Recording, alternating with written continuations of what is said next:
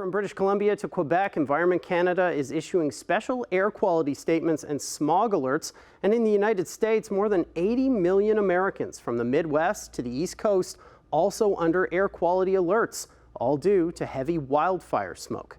Here's a look at the situation right now. The Canadian Interagency Forest Fire Centre saying there are 481 active fires. The red dots there representing 239 fires that the agency says are burning out of control. 153 are listed as under control. You can see them there in the yellow. And 89 are being held. Those are the gray dots. Manisa Donabalan is following the story for us and joins us now. Manisa, you were out shooting some video earlier today. I'm wondering, what was it like for you working outside? Matt, it definitely smelled like campfire, and I could see a bit of the haze, but despite the poor air quality, I didn't have any trouble breathing.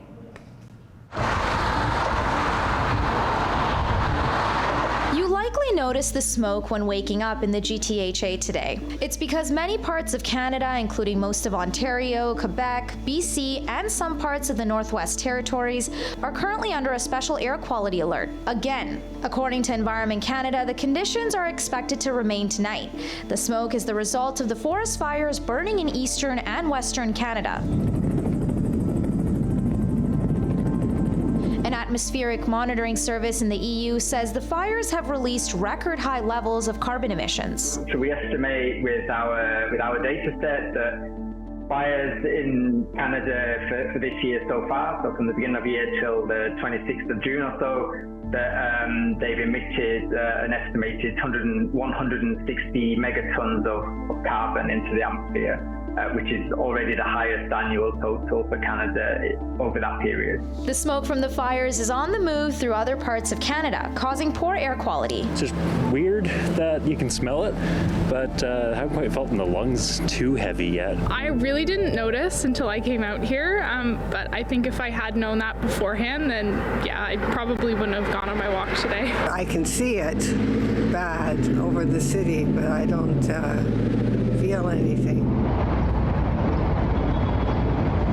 But it's not just in Canada. The smoke has traveled across the border to parts of the U.S., where several cities are under air quality warnings as well. For part of the day yesterday, Chicago's air quality was considered the worst in the world. It's burning on the eyes and burning in the nose, and I don't think this mask is even strong enough.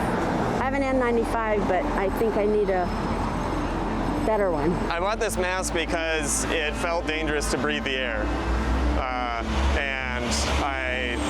I felt like I would be safer wearing a mask around. I'm glad that my son is not out in it because he does have severe asthma, so I'm glad my son is not out. Some cities like Detroit were in the hazardous range. People were warned to stay indoors and reduce activity levels. It's very dangerous, right? So in the last episode, in early June, in New York City, we observed over 400 microgram per cubic meter, right? So that's typically, if you average over a day, that's typically almost like 8 to 10 times higher than the standard. In Western New York, definitely we are, the level reached like 100 microgram per cubic meter, which is very high for this area. And to stay safe during times like this, wearing a high quality mask that fits your face, and then if you stay indoor, right? If there's an indoor air filtration system, that definitely is the time you want to turn it on. In Canada, the air quality is expected to improve in some areas tomorrow and Friday.